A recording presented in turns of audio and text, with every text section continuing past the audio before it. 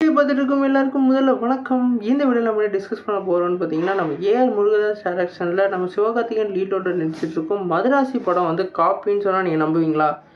இந்த வீடியோவில் அதை பற்றி தான் டீட்டெயிலாக பார்க்க போகிறோம். அதுக்கு முன்னாடி நீங்கள் இந்த சேனல் புதுசாக தான் சேனல் சப்ஸ்கிரைப் பண்ணி பெல் ஐக்கனும் கிளிக் பண்ணி வச்சுக்கோங்க.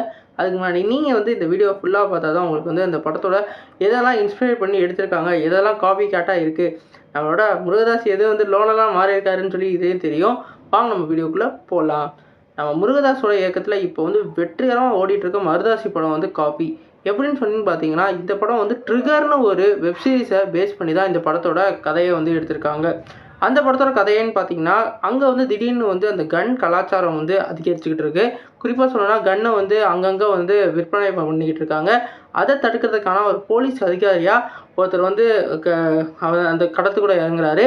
அவருக்கு வந்து துணையாக வந்து அந்த ஹீரோயின் இருக்காங்க.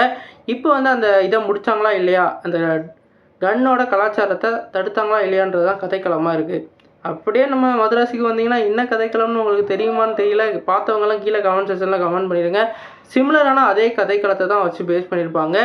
கொஞ்சம் நம்ம ஏஆர் முருகதாஸ் வந்து அந்த ஹீரோயினோட கதாபாத்திரத்தை எக்ஸ்டெண்ட் பண்ணியிருப்பார். அது மட்டும் இல்லாமல் 2 வில்லனை வந்து அங்கே காமிச்சு ஒரு வேறு லெவலில் மாஸ் எலமெண்ட்டோட ஒரு வேறு லெவல் பண்ணி வச்சுருப்பாரு. குறிப்பாக சொல்லணும்னா எலவேஷன்லாம் இந்த படத்தில் பக்காவாக செட்டாக இருந்தது.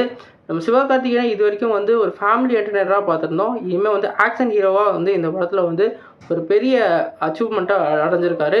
குறிப்பாக சொல்லணும்னா அந்த இன்டர்வல் பிளாக்லாம் பீக்கான யூனிவர்ஸாக இருந்தது. முடிஞ்சா தொடுறா பார்ப்போம் அப்படின்ற மாதிரி டைலாக்லாம் வேறு லெவலில் இருந்தது. அதே மாதிரி அவர் சொல்கிற அந்த லவ் ஸ்டோரியுமே ரொம்ப ஃபன் எலமெண்ட்டோட நல்லா கொண்டு போயிருந்தாங்க. இந்த படத்தோட கதைக்களத்தில் இவங்க மாற்றினதுன்னு பார்த்தீங்கன்னா, அவருக்கு வந்து அவர் செய்யணும்னு நினச்சதை கண்டிப்பாக செய்யணும் அப்படின்ற அந்த மோடை மட்டும்தான் மாற்றிருக்காங்க. மத்தபடி அந்த ட்ரிகரோட கதைக்களத்தை தான் பேஸ் பண்ணி எடுத்திருக்காங்க. குறிப்பாக அதோட பல சீன்ஸையும் இதில் வந்து மிஸ் பண்ணி விட்டுருக்காங்க. அதை நீங்கள் பார்த்தா தெரியும். ஏற்கனவே தமிழ் சினிமாவில் நிறையா சீன்ஸில் வந்து அவர் வந்து நிறையா காப்பி அடிச்சிருக்கிறதா நம்ம சொல்லியிருந்தாங்க. குறிப்பாக சொல்லணும்னா அவர் வந்து ஏஆர் முருகதாஸ்ன்னு சொல்கிறதோட நோலன் அப்படின்ற மாதிரி சொல்லியிருப்பாங்க. எல்லாத்தையும் வந்து காப்பி அடிப்பாருன்ட்டு.